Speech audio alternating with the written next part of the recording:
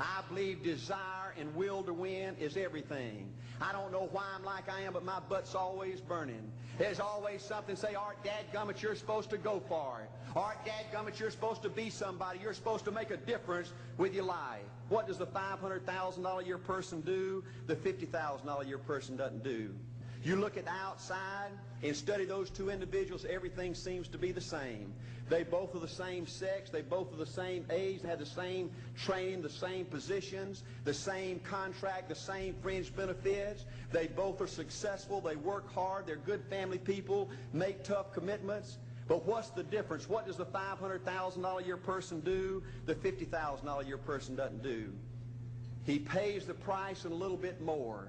He works hard and a little bit more. He's loyal to the company and a little bit more. He believes in a little bit more. He makes money and a little bit more. He saves money and a little bit more. If you want to win in these United States, you got to be tough and you can't quit. The last thing I'll talk to you about today in building this winning edge is, folks, if you want to win in business, you got to be a leader. Leadership is everything. You show me anything in these United States that win, I'll show you a leader at work. You show me a successful church, Boy Scout troop, club, football team, business, I'll show you something run by a leader.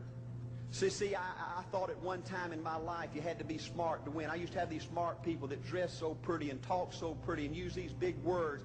They just intimidated me, and I said, Art, you can't ever be that good. Why don't you just throw in the towel and go on back and coach football for a living? And I found two things out about smart people. I think it's almost impossible for a smart person to win in business in America today. Because I find smart people spend their whole lifetime figuring things out. They're always trying to figure out an easier way and a quicker way. And another thing I found out about smart people is they just don't get around to doing nothing. And see, somebody like Art Williams, everybody said, well, he can't do it. And somebody like that can't do it. But he does it. See, folks, I want you to know almost everybody in America almost does enough to win. They almost get there. They almost are over the hump. They almost have it going. They almost, in everything they do, almost is a way of life to almost everybody in America. But the winners do it. What do? They do whatever it takes to get the job done. They do it and do it and do it and do it and do it until the job gets done. And then they talk about how great it is to be somebody they're proud of. We need leaders in America who can do it. If you want to become somebody, do it. If you want to go in business for yourself, do it. If you want to become financially independent, do it. I hear too much talk in these United States. Everybody can talk a good game. We need people in America who can do it. I go all over this country with A.O. Williams, and I have people say, Art, you can count on me. Wonderful. Just do it. Art, I guarantee you this is my last stop. I'm going to win now. Super duper. Just do it. Art, if I could just have one good month and get the ball going, I know I could make it big. Super. Just do it. Art, if I could just pay off this debt, I could really go. Great. Just do it. Art, if I could just sell my house. Do it. But houses ain't selling. Do it anyway. Art, I'm not making any money. What can I do? You just do it. Do what, Art? You do it and do it and do it. Art, I guarantee I'm going to win this contest. Super duper. Just do it. Art, I'm over the hump now. Watch my smoke. Great. Just do it. Art, I want to make it so bad I can taste it. What I do? You just do it. Art, I'm a vice president now. Can I quit doing it? No. Art, I don't know if I can keep on keeping on. I'm really hurting. What I do? You just do it. Do what, Art? You do it and do it and do it. Art, all my life I wanted to be somebody important. Well, what do it then? Art, I'm going to save money so I don't have to go through this again. Great. Just do it. Art, I don't feel like I've had enough training. What I do? You just do it. Art, my manager don't give me no help. What I do? You just do it. Art, you don't understand. I was Mr. Everything at my former company. You don't mean I have to start off down at the bottom and do it, do you? Yep, you really got to do it. Art, what's the primary difference between winners and losers? The winners do it. They do it and do it and do it and do it until the job gets done.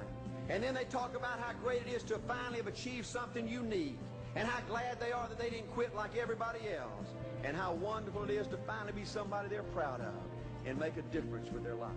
Thank you. I'm saying this is a time more than ever that you want to begin to inoculate yourself with positive words, coming to conventions, showing up on meetings, being on the calls, to make yourself unstoppable, to get out of your mind the polluting negative thoughts that's causing most people to go through life being stuck because they're volunteer victims. Somebody said that many people die at age 25 and don't get buried until they're 65 because they got so much garbage in their minds. You are here because you've got a clear vision of what you want and where you're going. Give yourselves a round of applause. Come on, bring your energy level up. Yes, yes. You want more. You want more. You're different. You're different than everybody else. Don't worry if they don't get it. Don't try and convince people to do this business. A person convinced against their will is of the same opinion still. You are not like everybody else. You can walk outside and find pigeons, but if you're looking for eagles, it's going to take you a minute. You are different. It's lonely at the top. How many of you know it's lonely at the top? Raise your hands. It's lonely at the top, but you eat better. That's what I'm talking about. You're different. One great entrepreneur said, I choose not to be a common man. It's my right to be uncommon if I can. I seek opportunity, not security. I do not wish to be a kept citizen, humbled and dulled by having the state look after me. I want to take the calculated risk, to dream and to build, to fail and to succeed. I refuse to live from hand to mouth. I prefer the challenges of life to the guaranteed existence, the thrill of fulfillment to the still calm of utopia. I will never cower before any master, nor bend to any threat. It's my heritage to stand erect, proud and unafraid, to face the world boldly and say, this I have done. You showed up because you're building a business that you can stand and say, I did this. I did this. This is my dream. Give yourselves a round of applause. Yes, yes. I do a lot of training for many corporations, and I conduct sales seminars, and I've heard all kind of guys doing techniques and training people techniques of how to close sales and how to work with and begin to control the sale and how to ask for the close. Let me share something with you. You can learn all the techniques in the world. If you don't believe in yourself, it won't happen for you. I learned all of it. So that's why I do a training called Focus on the Seller. You've got to focus on you. And as you convince you, as you sell yourself every day, you will begin to see a difference in the things that you're doing. Selling yourself on your ability to perform a job, to achieve a certain objective. Telling yourself every day, here I go again. And I got what it takes. This is my day, and nothing out here is going to stop me. Habits. Good habits will give you results that stick. Bad habits will destroy everything. I have some bad habits. That's right. All my habits are not great. So if you've got some bad habits, don't feel bad. So does your next door neighbor. So does your mentor, your coach. So does your mother and father if they're alive. So does everyone. And the trick of life is to replace a bad habit with a good habit. I used to hang around bars all the time. And one day I went in, I picked up a glass, and I looked around and I thought, they're all bums in here. And then it dawned on me, I'm always here. I learned something. I put the glass down and I said, I'm never coming back here again, and I'm never going to drink this. And I never did. That was a long time ago. But you know what I did? I went from spending all my money in the bar to the racetrack, and I started to bet it all on horses. So I went from making somebody with a bar get wealthy, and then I started to feed the horses. And one day I woke up and I learned something. If you don't consciously and deliberately replace a bad habit with a good habit, you will automatically create another bad habit. Now, what is a habit? A habit is an idea that has been planted in the garden of your subconscious mind, and then repetitively fed for a sufficient period of time that you act on it without giving any thought to it. I'll give you an example. I want you to right now mentally imagine you're pulling on your underwear in the morning. What foot do you put in first? I put my right foot in. If I tried to put my left foot in my underwear first, I'd stagger and I'd fall over. You may say, what's this got to do with it? It's got everything to do with it. Why do I put my right foot? You may put your left. Certainly a lot of people do. Well, when I was just a little gaffer, didn't have a clue of how to put underwear on, my mother or my grandmother or my father or somebody came along and they had the underwear read, put your foot in here. Your other foot. What did they do? They had the underwear prepared as if they were going to put it on. And so pretty soon, I was doing it like they were doing it. They, through repetition, planted the idea in my mind. Well, now think of this. You don't just form habits of how to get dressed.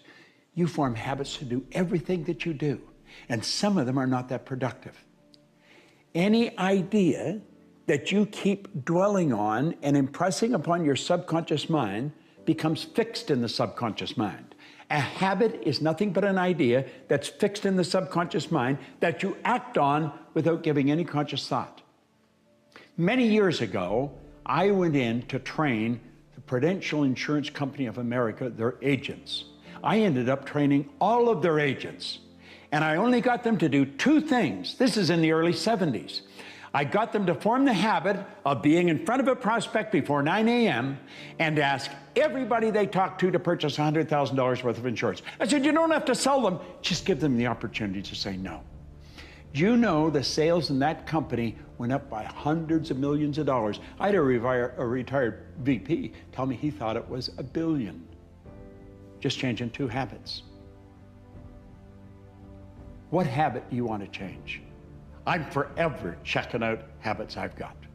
I'm in the habit right now of changing my diet. And you know something? I've been doing it for going on 3 weeks. It's getting easier, but it's still not that easy. I still like to reach over and eat some of that when nobody's looking. Doesn't work. Doesn't work. I'm looking. What habit are you going to form? And you shouldn't try and form more than 2 at once. It'll become too big and too heavy and you won't form any. Make up your mind you're going to do it every day, every day, every day, until you don't have to think about it, and then you'll automatically do it. I guarantee you, this idea will change your life. Think about it all day, because that is definitely an idea that will give you results that will stick. Not only do you have to move from point A to B in life, but point A is often a very difficult place to be, because we're fragile and bounded and mortal and limited, and because we know that. And so one of the implications of that, as many great religious traditions are at pains to illustrate or demonstrate or proclaim, is that life is essentially suffering. And I believe that to be a fundamental truth. But perhaps not the most fundamental truth, because I think the most fundamental truth is that despite the fact that life is suffering, people can transcend that. And partly the way they transcend that is by pursuing things of value. And so that if there is no value proposition at hand, then you have no meaning to justify the difficult conditions of your life. And that's brutally difficult for people. You know, Nietzsche said, he who has a why can bear any how. And you see, and I've certainly seen this as a clinical practitioner, that people who have no purpose in their life are embittered by the difficulties of their life. And they become first bitter, and then resentful, and then revengeful, and then cruel. And there's plenty of places to go past cruel. That's just where you start if you're really on a downhill path. I go into the emergency room and I was like, Donald Smith? And they're like, I'm sorry, he passed. And they took me into the room. There's my father laying on a gurney, just dead. He still has a tube sticking out of him, and they're trying to intubate him or something like that, but just motionless, quiet, no breathing whatsoever. And it was weird. It was, I mean, to say the least. You always know eventually your parents are going to go, but I wasn't ready. I wasn't ready for that moment. And then I walked out, and I went outside and had a cigarette. I was still a cigarette smoker in those days. And I was just thinking about being half an orphan, or halfway to being an orphan, or something like that. My brother comes out, and I was like, oh, can't believe it, right? He goes, yeah, it's pretty tough. And I said, how was it? Because my brother was there. He was staying with my parents. And Donald Without missing a beat, my brother goes, "Dad died screaming." And I was like, "What?" And he goes, "Dad died screaming." I said, "What do you mean?" He's like, "Well, he woke up and he was kicking the sheets off and screaming about being on fire. And he was so hot and get him water and screaming. The screaming got louder and louder and it reached a fever pitch and he died." And I don't know how else to say it, but Dad died screaming. And that hit me like a Mack truck. And I remember thinking, oh my God, in this world, where even a good man like my old man is gonna die screaming, there's no point in not trying to achieve every dream that I have. This is my eventual end. One day, that's it. And I really felt like, man, that's like, this is my future. We're all probably gonna go out screaming. So the best thing to do prior to that is to try to pack that life with as much wonderfulness, fun, productivity. Surround yourself with people that are going to help you do that. You know, because in this world, there's not a lot of support. There's a lot of negativity. There's a lot of cynicism. Even as I sit here and tell that story about my father dying, I guarantee you there's a cynical head in this house, maybe more, sitting there going, who cares? Move on. Tell a joke. The world is full of why, man. You tell people something, they'll tell you why. Throw a rock and you'll hit somebody with why. Like, hey, man, I want to make a movie. Why? Why do you think you could do that? Why? Why? Nobody else is doing it. Why are you doing it? There's so much why. You go out and you find why not. You surround yourself with why not. People are just like, why not? Where you're like, hey man, I'm going to try something. Like, all right, why not? Let's give it a shot. People who will try to help you do your dreams, make your dreams come true. And you do the same for them. We're all in this together. And it costs nothing to encourage an artist. That's why I get up here for almost 20 years now after the movie, man. There ain't a lot of filmmakers get up after the movie and spend more time than the movie itself talking. But I've been trying to impart one simple lesson for nearly 20 years. Anybody can do this. You know what I'm saying? Like, I wasn't born into a business or the film business or born with a mic in my hands. I have no discernible talent whatsoever, man. I have no connections to the business. We're from New Jersey and stuff. I got lucky. Somebody picked up the movie and boom, I was off and running. And part of that manifest, when you're brought into the indie film community, part of your job, part of your honor, part of your privilege is to make sure that keeps going, to encourage other people, you know, to tell people it's worth the shot. Just like Wayne Gretzky said, like, you miss 100% of the shots you never take. It's always worth the shot. Now, if you're talking about like, if what your shot is you're like, I've always wanted to kill 12 children, Kevin, don't take that shot at all. I'm not talking about that. You know, I'm talking about artsy shit, you know, writing a blog, making some music, making a movie, making a cupcake store, a knitting store, putting together a YouTube clip, just anything that's just not, oh, we must do this because it's part of my job or this will get money. Some you just do just to see if it could be done. Live a why not life, man, because we're all gonna die screaming. So make sure when you die screaming, you're totally fulfilled. You're like, I took all the shots. I did it. I went after everything I wanted to, or at least tried. Take the shot. The shot is always worth taking. Whether it's a dopey thing like podcasting or writing a book or writing a blog, think about the encouragement you get. When you encourage an artist, think about the potential that comes out of it. You tell a dude, good job, man. That person maybe one day writes that blog that you meme out to the entire world because it says exactly what you always wanted to say but couldn't yourself. Or they write that song that you play over and over after a loved one dies because it means the world to you. They make that movie that is the one you cling to when everything is going wrong in life. Oh, you pop that in and things aren't bad for 2 hours. All that comes from encouraging an artist. Nothing good comes from discouraging an artist. So for 20 years, I keep coming up here and going, go out and do it. Why the fuck aren't you doing this? It's so fun. You should do it. Take your shot. I took my shot and it's nothing but pussy and donuts, you know, just. So I'm here to tell you, man, give it a shot. Go out and try. It's necessary that you be flexible, that you are always thinking of how can I improve this better. This is a customer-driven economy. It's necessary for you to always explore various ways in which you can improve the quality of service that you're providing for the people in your organization.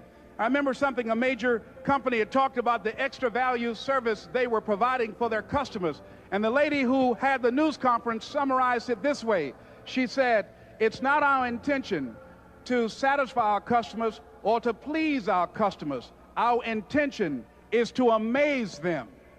It's necessary if you're going to compete today that you look for ways to amaze your customers by being one of those individuals that keep your commitments, that keep your word, that's relentless. It's necessary as you work with the people that you bring into your organization, that they see that you are a good example of a person to work with because you model integrity and determination and ambition and truth and honesty and the way in which you conduct business. That little yellow dot on the screen represent your level of awareness. This represents your level of awareness. This is what you're aware of. Now, everything you've got in your life, everything, your relationships, your money, everything, is an expression of your own level of awareness. See, people that earn $50,000 a year are not earning 50 because they want 50. People are earning 50 because they're not aware of how to earn 150. People that are suffering from headaches, they're not suffering from headaches because they want to suffer from headaches. They're suffering from headaches because they're not aware of how to eliminate the headache. It's their head. They made it ache. They can make it stop. So you see, it's awareness we're after. Now think of this.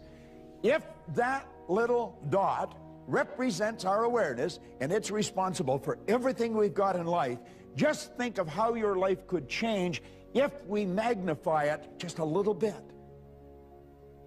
I mean, everything would start to change. Our relationships would change. We would be healthier. We would live in healthier bodies. We would know more people. We'd earn more money. We'd be able to do more interesting things. And if we just increased it a little bit more, everything starts to shift. Well, I've been living this way now for 40 years. It's absolutely fascinating.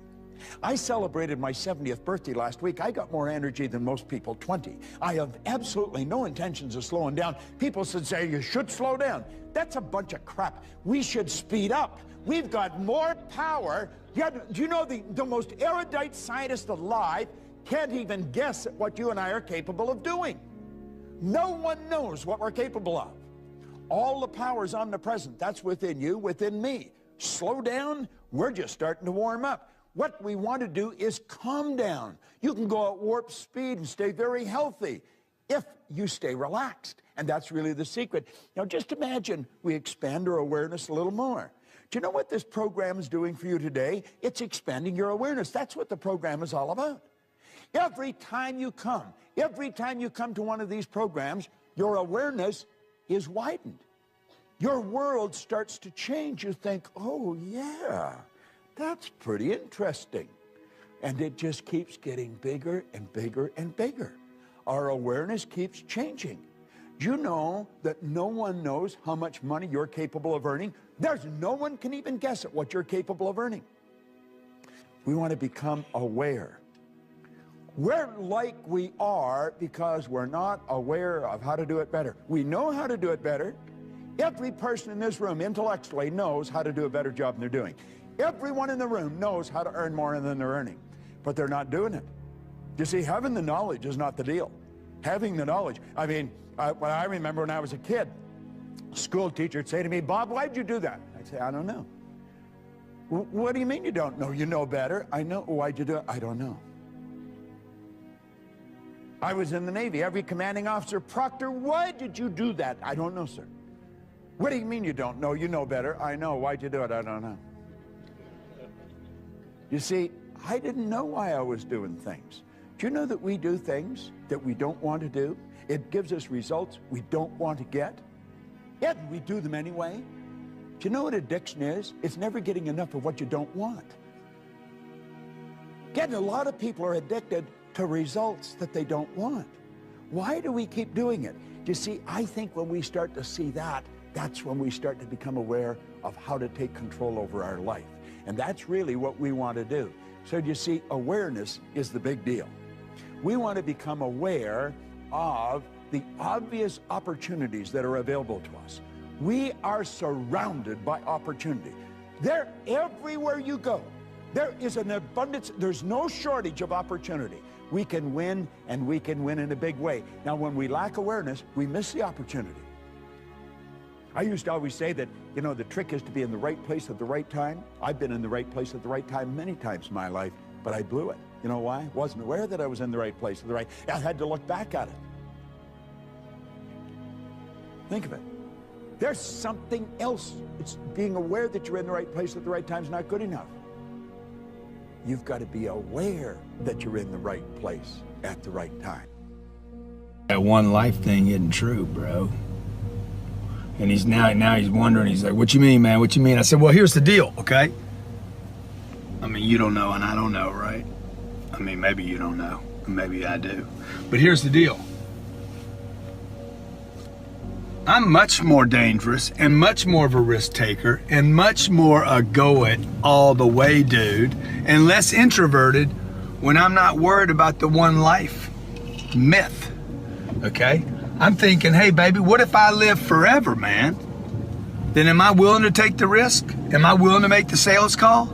See, me living forever, the immortality concept, makes me way dangerous.